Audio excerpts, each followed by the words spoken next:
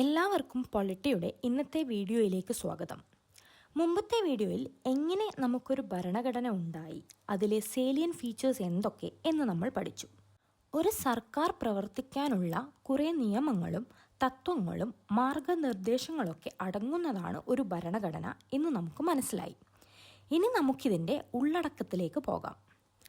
ലോകത്തിലെ 195 രാജ്യങ്ങളിൽ 190 രാജ്യങ്ങൾക്കും എഴുതി തയ്യാറാക്കിയ ഒരു ഭരണഘടനയുണ്ട്. അതിൽ 70% രാജ്യങ്ങളുടെ ഭരണഘടനയും തുടങ്ങുന്നത് പ്രിയാമ്പിളിലാണ്. എന്താണ് പ്രിയാമ്പിൾ? അതിനെക്കുറിച്ച് ഇന്ന് നമുക്ക് കൂടുതലായി പഠിക്കാം. ചുരുക്കി പറഞ്ഞാൽ ഒരു ആമുഖമാണ് ഈ പ്രിയാമ്പിൾ. അതായത് ഉള്ളടക്കം എന്താണെന്ന് ചുരുക്കി വിവരിച്ചിരിക്കുന്നു. അമേരിക്കയാണ് പ്രിയാമ്പിൾ ഉൾപ്പെടുത്തിക്കൊണ്ട് ഭരണഘടന തയ്യാറാക്കിയ ആദ്യത്തെ രാജ്യം. 1946 ഡിസംബർ 13 കോൺസ്റ്റിറ്റ്യൂന്റ് അസംബ്ലിയിൽ ജവഹർലാൽ നെഹ്റു ഒരു ഒബ്ജക്റ്റീവ് റെസൊല്യൂഷൻ മുന്നോട്ട് വെച്ചതും 1947 ജനുവരി 22 ഇത് അംഗീകരിച്ചതും നമ്മൾ മുമ്പ് പഠിച്ചിരുന്നില്ലേ? ഈ പറഞ്ഞ ഒബ്ജക്റ്റീവ് റെസൊല്യൂഷൻ ഇൻസ്പയർ ആയതാണ് നമ്മുടെ പ്രിയാമ്പിൾ. പ്രിയാമ്പിളിൻ്റെ ആദ്യത്തെ പാർട്ട് രാജ്യം എങ്ങനെയുള്ളതാണെന്ന് വ്യക്തമാക്കുന്നു. രണ്ടാമത്തെ ഭാഗം എന്തൊക്കെ വാല്യൂസ് അല്ലെങ്കിൽ ഒബ്ജക്റ്റീവ്സ് ആണ് നമുക്കുള്ളത് എന്ന് വ്യക്തമാക്കുന്നു. മൂന്നാമത്തെ ഭാഗം ഇത് സ്വീകരിക്കപ്പെട്ട ദിവസത്തെക്കുറിച്ച് വിവരിക്കുന്നു. പ്രിയാമ്പിൾ തുടങ്ങുന്നത് we the people of India എന്ന് പറഞ്ഞുകൊണ്ടാണ്. ഇത് അധികാരത്തിൻ്റെ ഉറവിടത്തെ സൂചിപ്പിക്കുന്നു. അതായത് വി, നമ്മളാണ് അധികാരി. ഏത് നമ്മൾ എന്ന് ചോദിച്ചാൽ ഇന്ത്യയിലെ ജനങ്ങൾ. ഇവിടെ കോൺസ്റ്റിറ്റ്യൂന്റ് അസംബ്ലി എന്നോ കോൺഗ്രസ് എന്നോ മറ്റേതെങ്കിലും വ്യക്തികളാണെന്നോ പറഞ്ഞിട്ടില്ല. ഒരു ഫ്യൂച്ചറിസ്റ്റിക് ആയ ഒരു വാക്കാണ് ഉപയോഗിച്ചത്.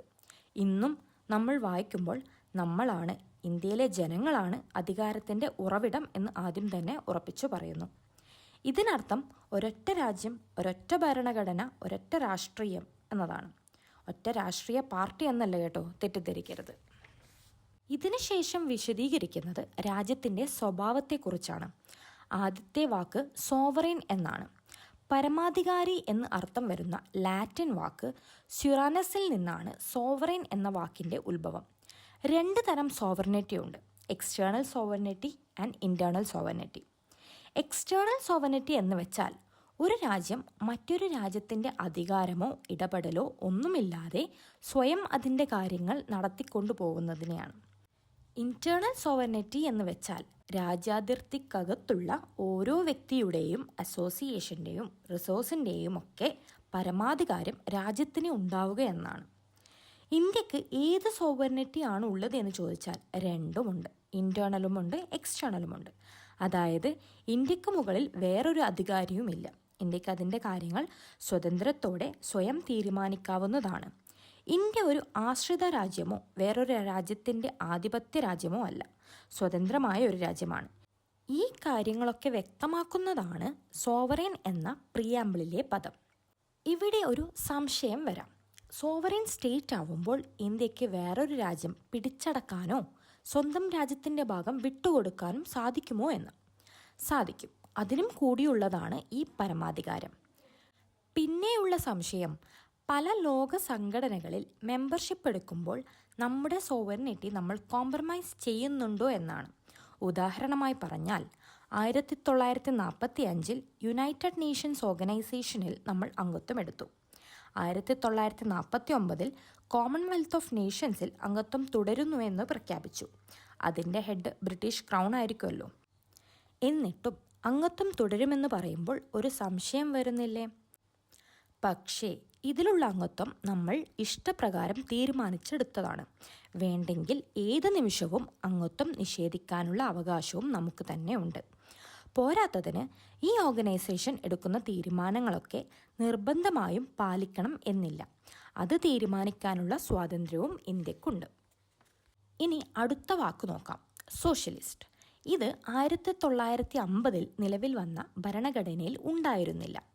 1976 42ാമത്തെ അമെൻമെൻറ്റ് ആക്ട് പ്രകാരം ഉൾപ്പെടുത്തിയതാണ്.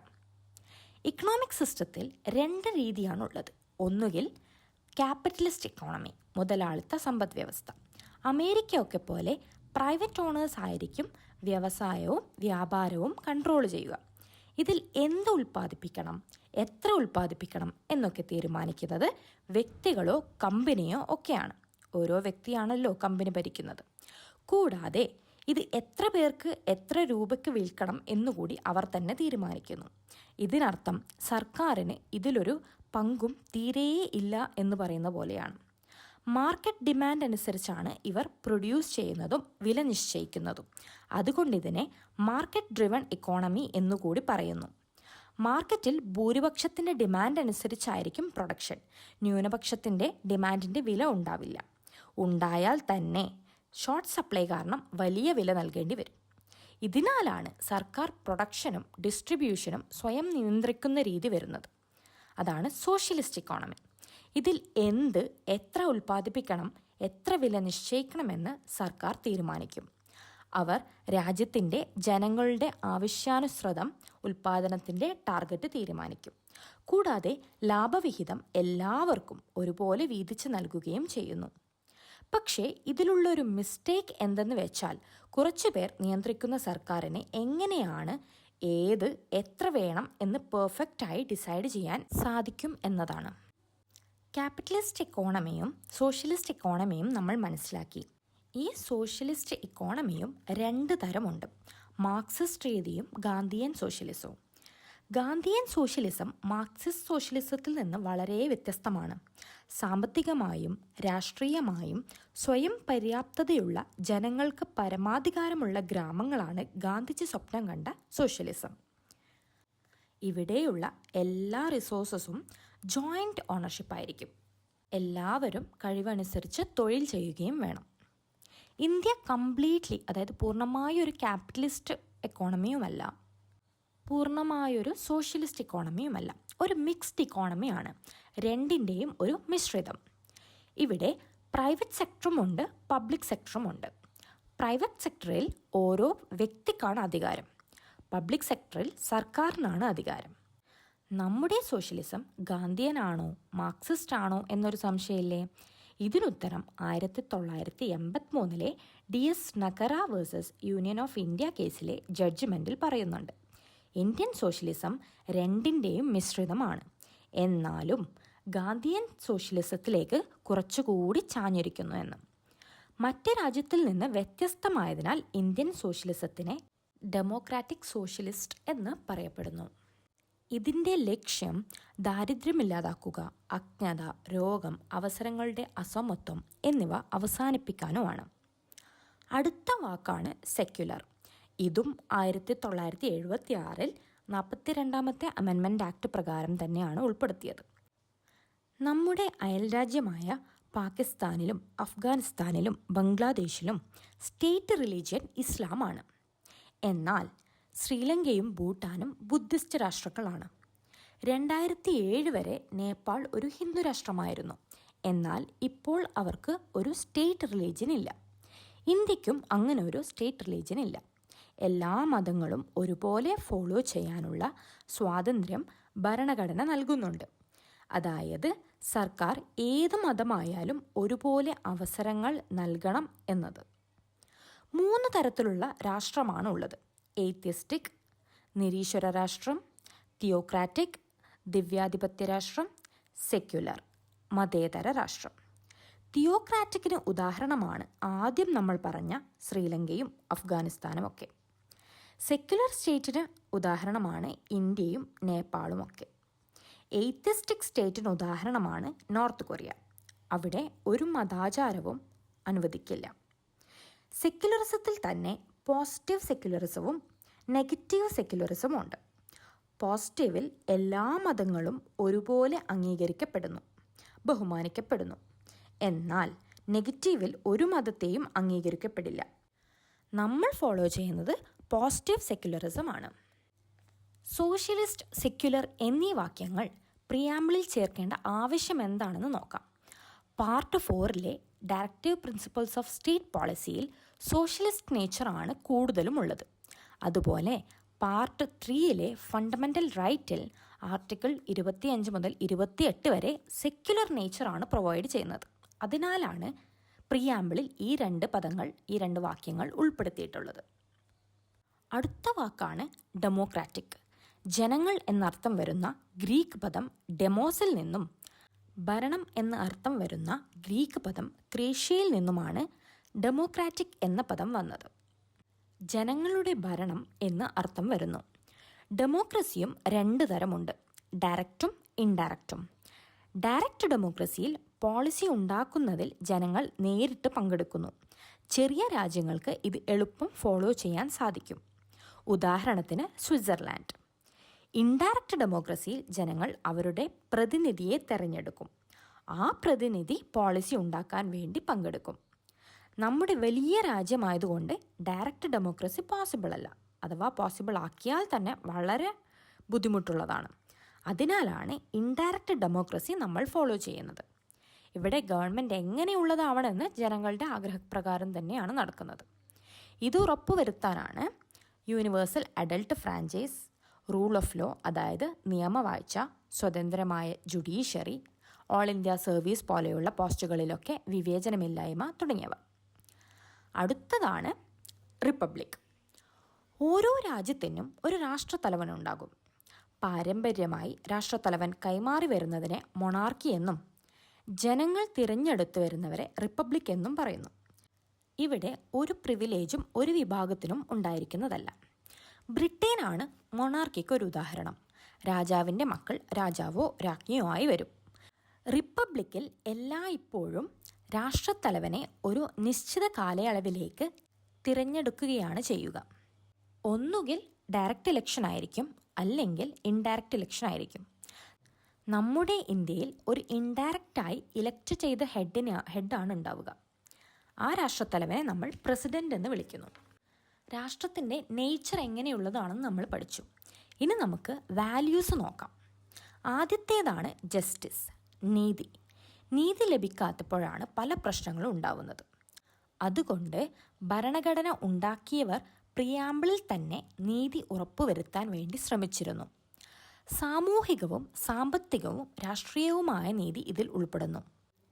സാമൂഹിക നീതി, സോഷ്യൽ ജസ്റ്റിസ് എന്തെന്നാൽ എല്ലാ വിഭാഗങ്ങളെയും ഒരുപോലെ കാണണം. അതായത് ചില വിഭാഗങ്ങൾ, സ്ത്രീകളോ മറ്റു പിന്നോക്ക വിഭാഗങ്ങളൊക്കെ വർഷങ്ങളോളം അടിച്ചമർത്തപ്പെട്ടവരായിരുന്നു. അതിനാൽ അവരെ മറ്റു വിഭാഗങ്ങളെപ്പോലെ മുന്നോട്ട് കൊണ്ടുവരേണ്ടത് സർക്കാരിൻ്റെ ഉത്തരവാദിത്തമാണ്.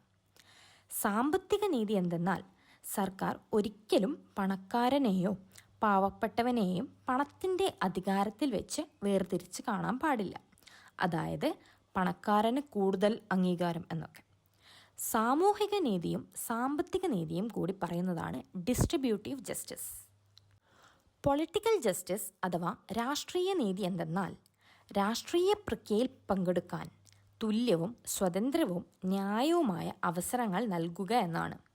ചുരുക്കി പറഞ്ഞാൽ തുല്യമായ രാഷ്ട്രീയ അവകാശങ്ങൾ, എല്ലാ പൊളിറ്റിക്കൽ ഓഫീസസിലേക്കും തുല്യമായ പ്രവേശനം, സർക്കാരിൽ ഒരുപോലെ ശബ്ദമുയർത്താൻ അവസരം തുടങ്ങിയവ.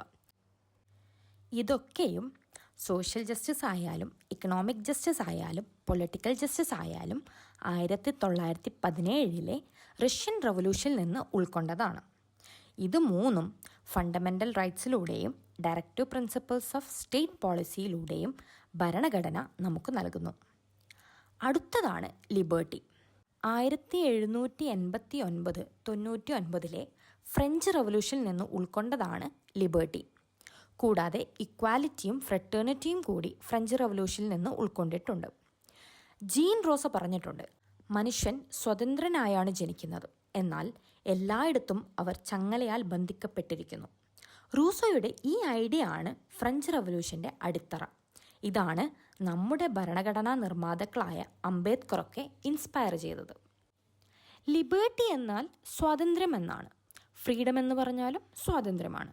എന്തുകൊണ്ടായിരിക്കും ഫ്രീഡം എന്ന വാക്കിന് പകരം ലിബർട്ടി എന്ന വാക്ക് ഉപയോഗിച്ചിട്ടുണ്ടാവുക? 1947 ഓഗസ്റ്റ് 15 ബ്രിട്ടീഷുകാർ ഗവൺമെൻറ് ഓഫ് ഇന്ത്യ ആക്ട് പ്രകാരം സ്വാതന്ത്ര്യം നൽകി. ഒരു രാഷ്ട്രം മറ്റൊരു രാഷ്ട്രത്തിന് സ്വാതന്ത്ര്യം നൽകുമ്പോഴാണ് ഫ്രീഡം എന്ന് പറയുക. കുമ്പളങ്ങി നൈറ്റ്സിൽ ഷമ്മി പറയുന്നൊരു ഡയലോഗുണ്ട്, ഗേൾസിനൊക്കെ അത്യാവശ്യം ഫ്രീഡം അനുവദിച്ചു കൊടുക്കുന്ന ഒരു മോഡേൺ ഫാമിലിയാണ് ഞങ്ങളുടെ. അവിടെ ഫ്രീഡം മറ്റൊരാൾ കൺട്രോൾ ചെയ്യുന്നുണ്ട് എന്ന് കാണാം. എന്നാൽ ലിബർട്ടി ആരും അനുവദിച്ച് നൽകേണ്ട ആവശ്യമില്ല. ചിന്തിക്കാനുള്ള സ്വാതന്ത്ര്യം, ആവിഷ്കാര സ്വാതന്ത്ര്യം, വിശ്വസിക്കാനുള്ള സ്വാതന്ത്ര്യം, ആരാധിക്കാനുള്ള സ്വാതന്ത്ര്യം തുടങ്ങിയവ ആരും അനുവദിക്കാതെ തന്നെ ഓരോ വ്യക്തിക്കും ഉണ്ട് എന്ന് ഇവിടെ വ്യക്തമാക്കുന്നു. മുൻപത്തെ UPSC ക്വസ്റ്റ്യനിൽ ലിബർട്ടിയുടെ അർത്ഥം വന്നത് ആബ്സെൻസ് ഓഫ് റിസ്ട്രെയിൻസ് എന്നായിരുന്നു, അതായത് നിയന്ത്രണങ്ങളുടെ അഭാവം. ഒരു വ്യക്തിയുടെ വളർച്ചയ്ക്ക് ആവശ്യമായത് നൽകുന്നതിനോടൊപ്പം അവരുടെ പ്രവർത്തനങ്ങളിൽ നിയന്ത്രണങ്ങളില്ലായ്മ കൂടിയാണ് ലിബർട്ടി എന്ന വാക്കുകൊണ്ട് നമ്മുടെ ഭരണഘടനയിൽ വ്യക്തമാക്കുന്നത്. ഇത് ഫണ്ടമെൻ്റൽ റൈറ്റ്സിലൂടെയാണ് ഓരോ വ്യക്തിക്കും ലഭിക്കുന്നത്. സ്വാതന്ത്ര്യം അല്ലേ? അതുകൊണ്ട് എന്തും എങ്ങനെയും ആർക്കും പ്രവർത്തിക്കാമെന്നല്ല. വ്യക്തി സ്വാതന്ത്ര്യത്തെ സാമൂഹിക ആവശ്യങ്ങളുമായി ബാലൻസ് ചെയ്യേണ്ടി വരുന്നതുകൊണ്ട് രാഷ്ട്രത്തിന് നിയന്ത്രണം രേഖപ്പെടുത്താവുന്നതാണ്. ഒരാൾ കാരണം മറ്റൊരാൾ വേദനിക്കപ്പെടാതിരിക്കാനും ശ്രദ്ധിക്കേണ്ടതുണ്ട്. മറ്റൊരാളുടെ ലിബർട്ടിയെ ബാധിക്കരുതല്ലോ. അടുത്തതാണ് ഇക്വാലിറ്റി. ഇതിനർത്ഥം സമൂഹത്തിലെ ഏത് വിഭാഗത്തിനും ഒരു പ്രത്യേക പദവിയും ലഭിക്കില്ലെന്ന് മാത്രമല്ല, ഓരോ വ്യക്തിക്കും വിവേചനമില്ലാതെ മതിയായ അവസരങ്ങൾ നൽകുകയും ചെയ്യുന്നു എന്നാണ്. അതായത് ഈക്വൽ സ്റ്റേറ്റസും ഓപ്പർച്യൂണിറ്റിയും നമ്മുടെ ഭരണഘടന നമുക്ക് നൽകുന്നുവെന്ന്. ഫണ്ടമെൻ്റൽ റൈറ്റ്സിലൂടെ സിവിൽ ഇക്വാലിറ്റിയും ആർട്ടിക്കിൾ 325, 326 പൊളിറ്റിക്കൽ ഇക്വാലിറ്റിയും DPSPയിലൂടെ ഇക്കണോമിക് ഇക്വാലിറ്റിയും ഉറപ്പുവരുത്തുന്നുണ്ട്. ആർട്ടിക്കിൾ 325 പറയുന്നത് ഏതൊരു വ്യക്തിയും മതം, ജാതി, വംശം അല്ലെങ്കിൽ ലിംഗഭേദം എന്നിവയുടെ അടിസ്ഥാനത്തിൽ ഒരു പ്രത്യേക വോട്ടർ പട്ടികയിൽ ഉൾപ്പെടുത്താനോ അല്ലെങ്കിൽ അതിൽ ഉൾപ്പെടുത്താൻ അവകാശപ്പെടാനോ യോഗ്യനല്ല എന്നാണ്. എന്നാൽ ആർട്ടിക്കിൾ 326 നിയമസഭയിലേക്കും ലോകസഭയിലേക്കും തിരഞ്ഞെടുപ്പ് നടക്കുന്നത് മുതിർന്നവരുടെ വോട്ടവകാശത്തിൻ്റെ അടിസ്ഥാനത്തിലായിരിക്കണമെന്ന്, അതായത് യൂണിവേഴ്സൽ അഡൾട്ട് ഫ്രാഞ്ചൈസ്. ഇതൊക്കെ എന്താണ് എന്ന് മുൻ വീഡിയോയിൽ വിശദീകരിച്ചിട്ടുണ്ട്. അടുത്തതാണ് ഫ്രെറ്റേണിറ്റി, സാഹോദര്യം. സാഹോദര്യമില്ലെങ്കിൽ ലിബർട്ടിക്കും ഇക്വാലിറ്റിക്കും ഒരു അർത്ഥവുമില്ല എന്ന് വേണം മനസ്സിലാക്കാൻ.